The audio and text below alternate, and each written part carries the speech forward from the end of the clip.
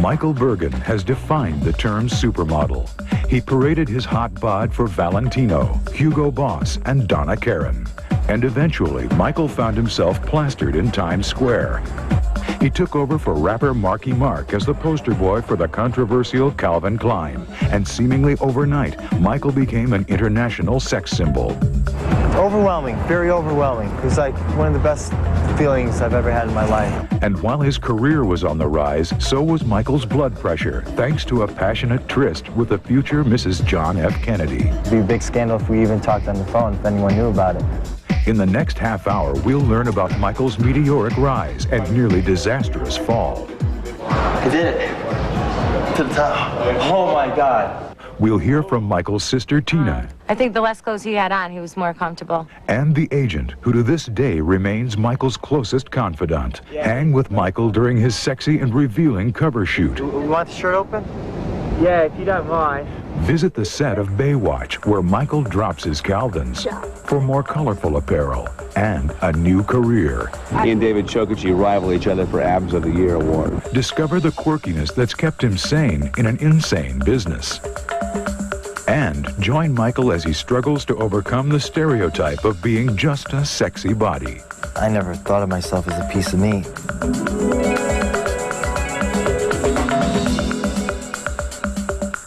Michael Bergin was born into a tight-knit family in sleepy Naugatuck, Connecticut. I just come from this small town, you know, it's very simple. His life was sweet. He played basketball and did well in school. But as he entered his teens, things changed. Michael became a hunk. I don't even want to say, like, I was so good-looking. I was on the good-looking side. You know, 6th through 12th grade, I always had the girls, you know, at his side. Did I have girls following me around? Never. Never. Because he's so good-looking, the girls just are crazy. Thanks to raging teenage hormones, Michael was suddenly the object of every girl's desire, and he didn't like it. I didn't think good-looking was a good thing. Michael was chased and hounded because of his good looks. Had my share of fights, you know. Jealous boyfriends, definitely. A furious rival approached Michael. And for 2 weeks, he just made it known to the whole school that he's gonna kick my ass. He goes, let's go behind the school. And I said, no, I'm not. I'm staying right here. Bop. Split my lip right open. I know there was a fight once in high school over it, but, and I think he got beat up. It was the most embarrassing, humiliating day of my life. Time healed Michael's wounds, and as the years passed, he attended the University of Connecticut, struggling to make ends meet. Here I am going to college. I'm trying to, you know, I had like 5 small jobs making $4 an hour. But what he lacked in money, he made up for in looks, and a friend made a suggestion. You should get into modeling. They make a lot of money. I'll never forget, she goes, they make $1,000 a day. With an intense drive to succeed, Michael searched for an agent, letting his fingers do the walking. I kind of like went through the yellow pages and looked for a couple agencies in the area. Eventually, Michael was picked up by New York's prestigious Click modeling agency, but he was peppered with rejection. And so one of the other bookers at the agency was like, I'm too busy, I'm too busy. Laura Lightbody was then an agent at Click. He was almost larger than life even when he first started. I was just gonna go back home. And Laura was like, well, wait a second. When he came into the agency, it's just one of those things that you click.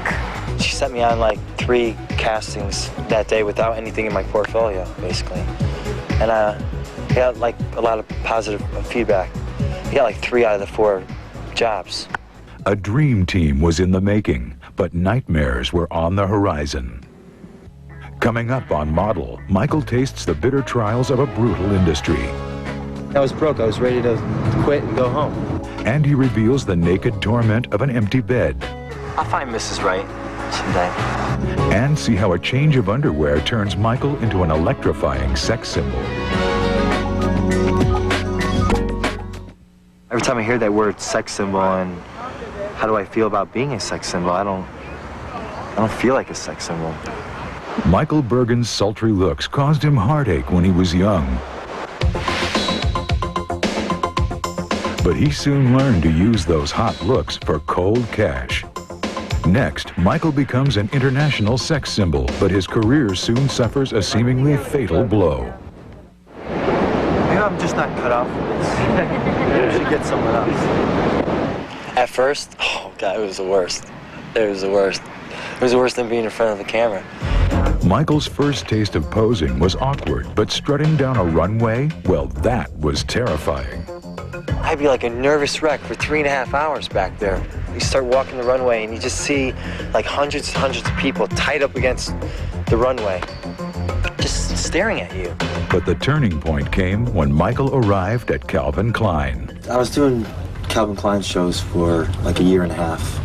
And they knew him through the shows, through the lookbooks, through the fittings, through showroom. And when it came time to like replacing Marky Mark, and I was up for it. But it wasn't all that easy. There were months of test shoots. Then they canceled the shoot, and they pushed it back. Then finally, Michael got the life-changing news. He was chosen to be the new poster boy for Calvin Klein. I went to my agency, and they said, listen, you got it. You got confirmed for it. You shoot this day and this day. I was like, well, He was dumbfounded. Couldn't believe that he was the one who clinched such an incredible and prestigious campaign. Suddenly, Michael found himself on Times Square. oh God, I couldn't believe it. I could not believe it. It was just, I mean, I could see in my head right now, like just standing there in Times Square and looking at it, just how big it was. And I was like, wow, that's me. I was up there in my skivvies all by myself. Overnight, Michael Bergin had become the most visible male sex symbol in the world, at least in terms of square footage. But like a flashback from his adolescence, Michael was a prisoner of his own good looks. He was famous for something he didn't even believe in. Calvin Klein had obviously that sort of catapulted you to sex symbol status, do you think? God, I don't know. I can't. Is that awkward? It's a very awkward question. It's an uncomfortable question for me to answer. No, he's not very comfortable with that. That's something that he didn't expect. I guess you don't view yourself the way that other people do. Do I look at it and say, wow, that's an erotic ad of myself? No, I don't think of it that way. And having a sex symbol in the family was no problem for the Bergin clan. Everybody's really comfortable with it. No one really cared. Oh, it's great. He looks great, you know, and, you know, I mean, but he only has his underwear on, you know. Oh, it was hard to believe. Because we're 6 stories tall or something. I just couldn't believe it. Could not believe it. I was so overwhelmed to see it. Huge. But suddenly something went dreadfully wrong. Michael's notoriety became a liability. What stinks about the modeling business is you never know when the next day you're going to work. Michael's sexy career seemed to come to a halt. He was simply too hot to handle. Well, he was so synonymous. He became so synonymous with Calvin Klein and the underwear and the whole image. So I think that might have scared some people off. Or they just didn't want to compete with that type of image. There were offers, but they had nothing to do with modeling. When a photographer says, oh, you're great, you know, and you'd be great for this campaign, you'd be great for that campaign, I believed him. I believed him. I called my agency, I'm like, listen, what happened to this job? He said I was great for it, and I mean, he probably just wanted to sleep with me. The Calvin Klein campaign had transported Michael to erotic heights, but then quickly tossed him into a debilitating period of occupational impotence. Coming up on Model, Michael battles his way back to the top. And is there a romantic inferno brewing with the future Mrs. JFK Jr.? You had to ask that, right? Michael Bergin was a reluctant hunk whose body became America's Most Wanted, but there was a dark side to being Calvin Klein's poster boy du jour. The very next day after the shoot, I became associated with Calvin, that no other client is going to really use me to represent their clothes. Overexposure soon led to an undernourished career. Next, the heroic effort to turn around a floundering livelihood. And the steamy details of Michael's fling with the future Mrs. JFK Jr.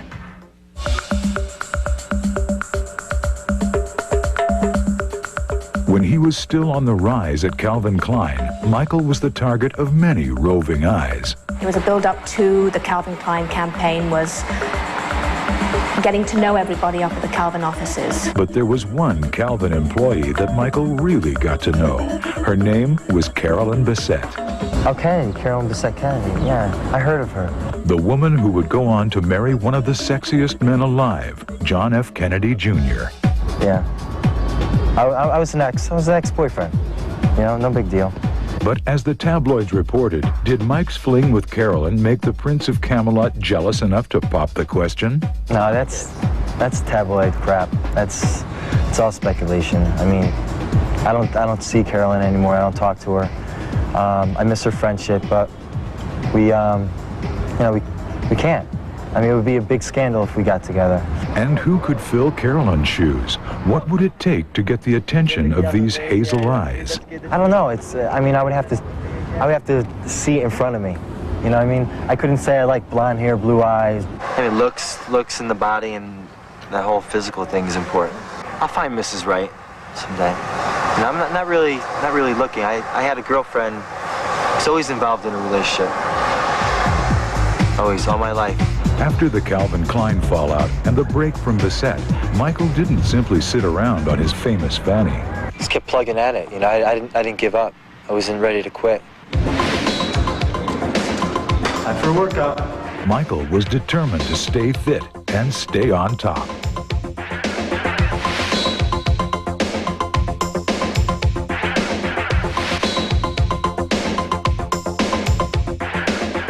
I do a little of Stairmaster. I run on the treadmill. It's nice outside. I'll run outside.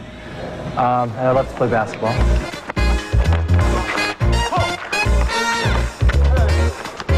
Oh, no. Put it up in the middle. Who did I burn? You or him? If I ever saw one.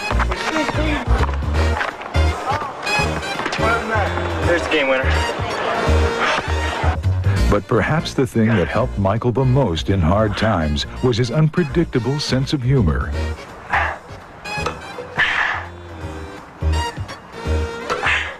And eventually, Michael's persistence paid off. That was fun. Told you. And his career took off again.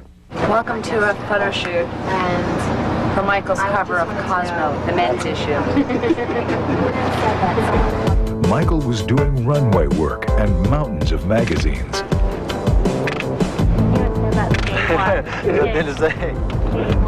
He was finally getting the recognition he deserved. I was done with modeling.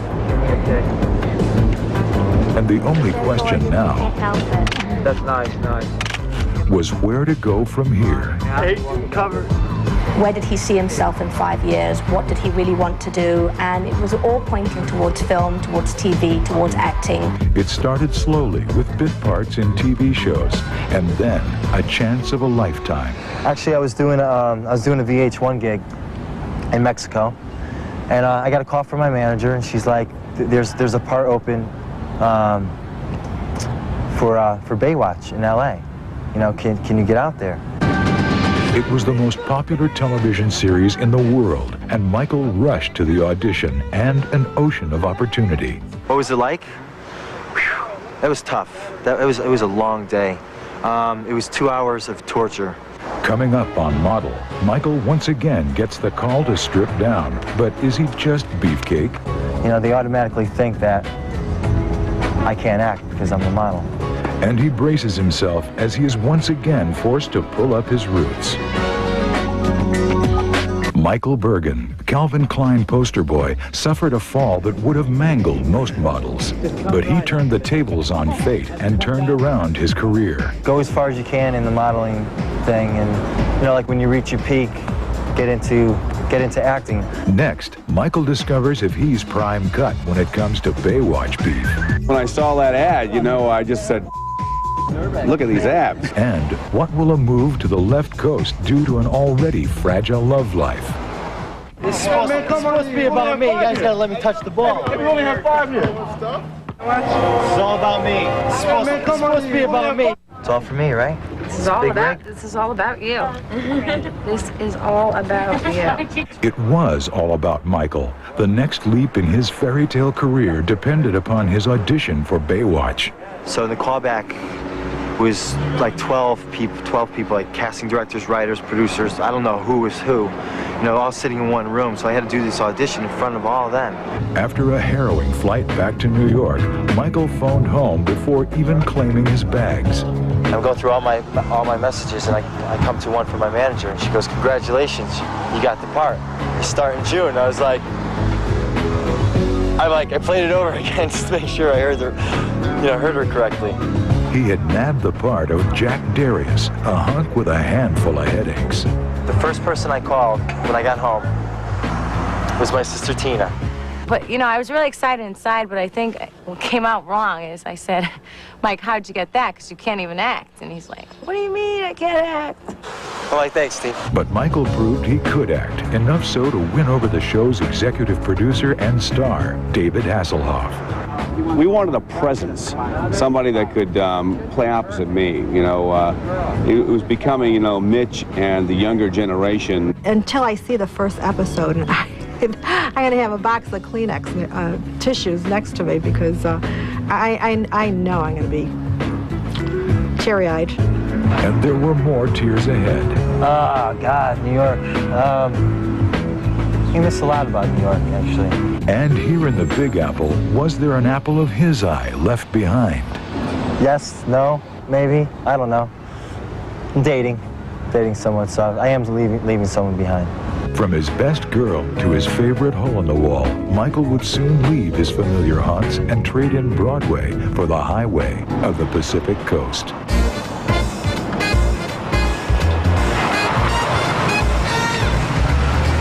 Finally, I'm here. Driving for 4 days. Baywatch, baby.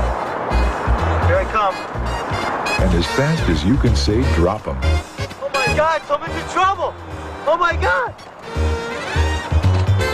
Michael was stripped and fit to be filmed.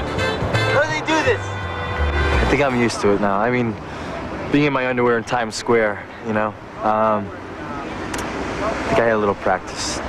And when it comes to California living, Michael's become a native nearly overnight.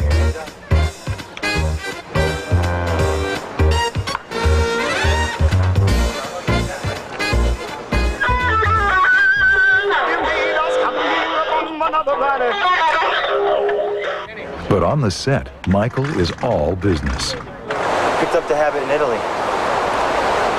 You know, this place kind of reminds me of Portofino. Except the Italians let you sleep on the beach. And when I was shooting this week, it's just like, God, this is so weird. It's like, you know, you see Baywatch on TV, you see the set, you see the characters, and now you're on set and you're working with them. In acting, I see the big picture with him in it and doing incredibly well. And how does Michael feel about these first days on the Baywatch set? I can't even believe I could concentrate on my work with all these girls walking around. What was your question? I'm sorry. He filled Marky Mark's underwear as the CK poster boy. He maintained his dignity even under the scrutiny of tabloids. And he eventually worked his way onto the steamy beaches of Baywatch. The unpredictably sexy Michael Bergin once again has the whole world watching. I thought I was an actor now. I was an actor. Not yet. Still, not yet. And this time, he'll be plastered on television screens all over the world. Go in the water? Go in the water. I'm a lifeguard. I'll save you.